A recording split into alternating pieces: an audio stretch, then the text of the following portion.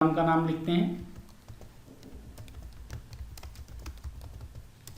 Programme to calculate area of circle.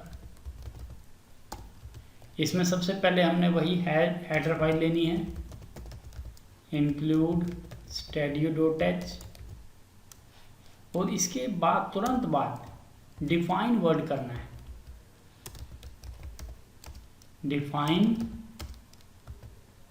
पाई की value 3.14, then enter. फिर हमने क्या करना है, इंटीजर मेन ये वर्ड यूज करना है।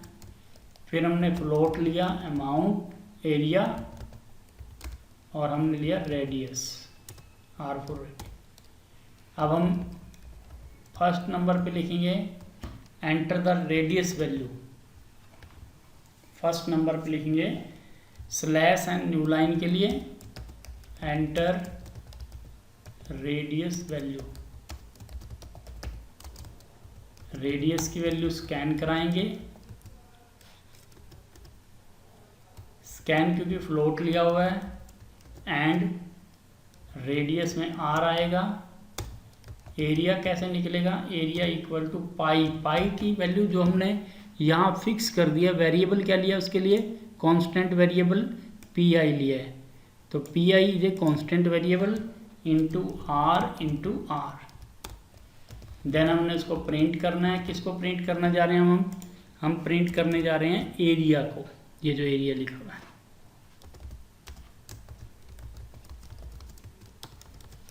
Area of circle.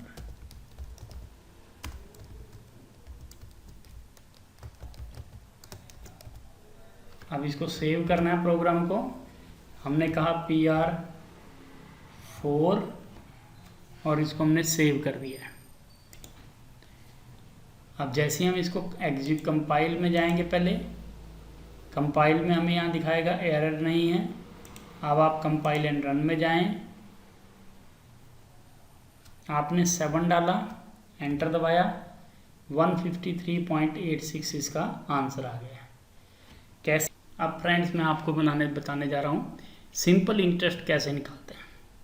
जब भी हम सिंपल इंटरेस्ट निकालने जाएंगे तो हमें याद रखना है कि जो हम फार्मूले से इधर वैल्यू लिखते हैं, जैसे आपने amount into rate into time divide by 100 किया हुआ है, तो जो हम फार्मूले से इस तरफ लिखते हैं उनको हमेशा स्कैन करें, यानी वो वैल्यू कस्टमर से रीड कराई जाती है, यानी उसको स्कैन कराया जाता है। जो वैल्यू हम इधर लिखेंगे सिंपल इंटरेस्ट, वो हमारा प्रिंट होगा, यानी उसका आंसर आएगा और वो यहाँ पर प्रिंट होगी। और इस प्रोग्राम में हम करनाल फाइनेंस कंपनी एक कांस्टेंट वैल्यू लेने जा रहे हैं, यानी प्रिंट करेंगे सिंपल उसको। कस्टमर का नाम जो कि चेंज हो रहा है, कभी लोन लेने कोई आता है, कोई कभी आता है, कभी B लोन लेता है, कभी C लेता है, कभी D लेता है, तो जो कस्टमर का नाम है वो हम करैक्टर वेरिएबल यूज़ करेंगे इस प्रोग्राम में। तो हम कैसे करेंगे, देखिए सबसे पहले हमने क्या करना है, नया प्रोग्राम लेना है, सोर्स प्रोग्राम। जैसे आप नया प्रोग्राम लिखते हैं, ऊपर सबसे पहले आप प्रोग्राम का नाम दे दीजिए, ज़्यादा बेटर नहीं भी देंगे तो भी कोई दिक्कत नहीं।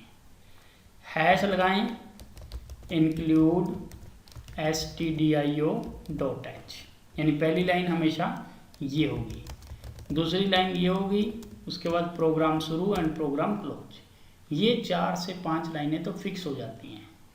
अब आ गई है वेरिएबल की बारी। तो पहली लाइन में वेरिएबल हमेशा करैक्टर यूज़ करना है, और नाम क्योंकि कस्टमर का नेम है वो हर बार अलग होगा, उसको एरे में यूज़ किया हमने। भाई हम नाम के अंदर 20 वर्ड भी लिख सकते हैं। It is not a character, it is a combination of character, यानी करैक्टर एरे है ये करैक्टर एरे में 20 वर्ड आप ले सकते हैं, यानी ANIL 4 वर्ड हैं, ऐसे 20 वर्ड तक आप इसमें ले सकते हैं।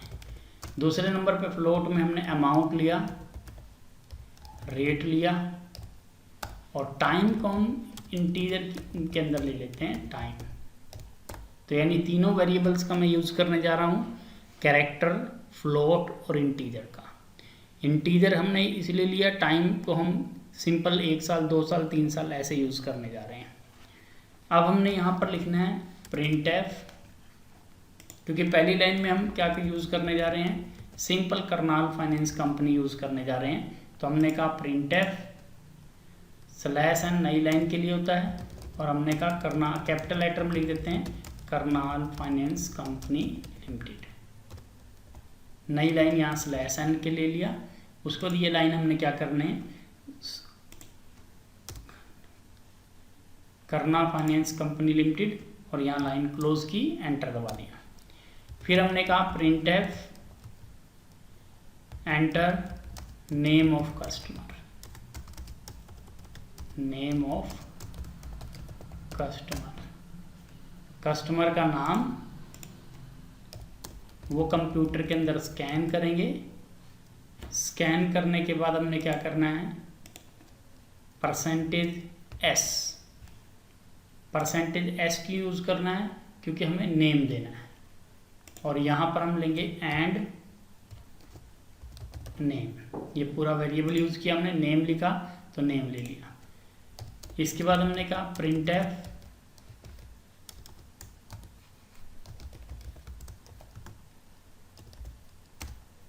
आपने कहा एंटर अमाउंट,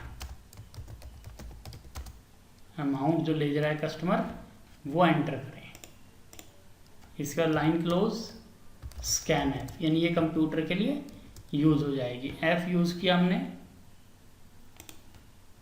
और यहाँ पर एंड अमाउंट। फिर हमने कहा printf enter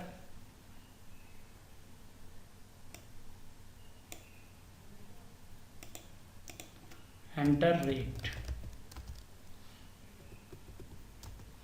scan %f and rate, rate scan कर लिया। फिर हमने टाइम को स्कैन करना है, यानी ये जो वर्ड देख रहे हैं आप, ये जो लाइन printf हो रही है, ये लाइन सिर्फ क्या है, ये आपके वेरिएबल्स को, कांस्टेंट को प्रिंट करने के लिए यूज़ हो रही है। यानी जो मैसेज आपने देना है, ये उस मैसेज को दिखाने के लिए आपने लिखी हुई लाइन है ये। जैसे आपने कहा enter time,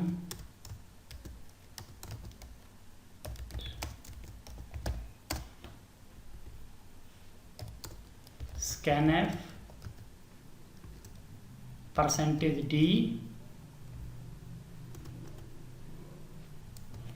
and time,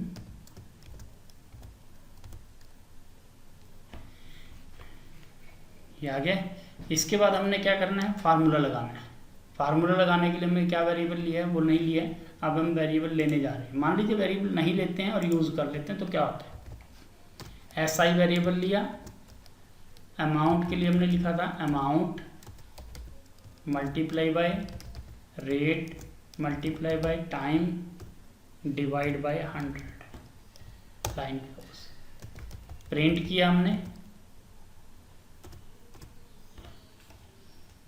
print simple interest, %f लिया, SI ब्रैकेट बंद, line close, then main program बंद हो गया। अब देखिए, सबसे पहले मैं इसी की आउटपुट आपको दिखाता हूँ। सेव कीजिए इस प्रोग्राम को। सेव करने के बाद प्रोग्राम का नाम लिखिए, देन एंटर दबाइए। अब हम पहले इसमें एग्जीक्यूट करेंगे, कंपाइलर में जाएंगे, चेक करेंगे कि क्या एरर है। ये लाइन देखिए, सबसे पहले इसमें 2 एरर है हमारे पास। एक तो हमने ये लाइन क्लोज नहीं की है, सेव किया, अब एग्जीक्यूट दोबारा करते हैं, कंपाइल करते हैं, अभी भी एरर है।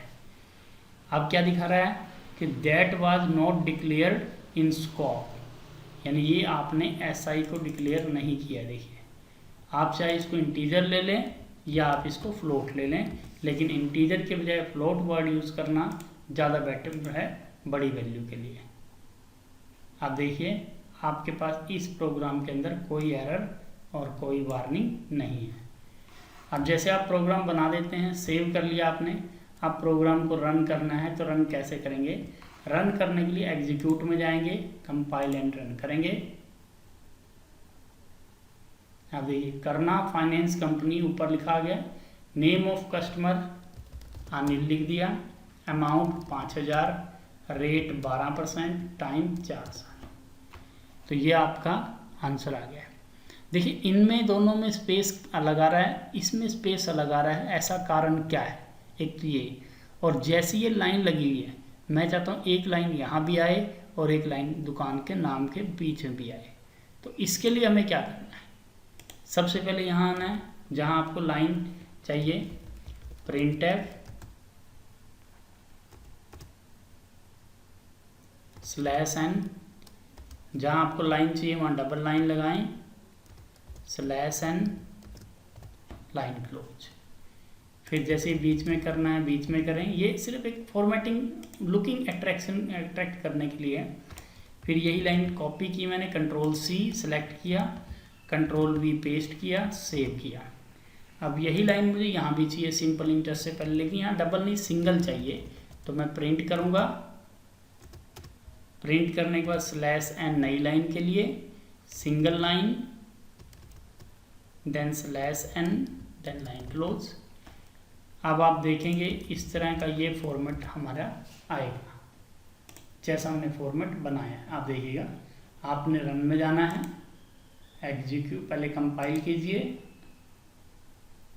फिर आप एग्जीक्यूट में जाइए, कंपाइल एंड रन। आप देखिए सबसे पहले ऊपर लाइन आई है, फिर इसके बाद बीच में करनाल फाइनेंस कंपनी लिखा गया है, फिर enter the name of customer Anil लिख दिया, amount, rate, time and then answer आ गया। और यहाँ भी देखिए एक लाइन ऐसे आ गई है, नीचे आंसर आ गया। इनके बीच में लाइनों में गैप नहीं आया, इसका कारण हमने यहाँ पर तो /n नहीं दिया, यहाँ भी दे देते हम /n एक, इसके अलावा एंटर यहाँ भी दिया हुआ लाइन /n, यहाँ नहीं दिया हुआ /n। आप देखिए /n दे दिया। जैसे हम यहाँ /n देते हैं, अब हम एग्जीक्यूट कंपाइल में जाएंगे, देन एग्जीक्यूट में जाएंगे। आप देखिए कस्टमर का नाम,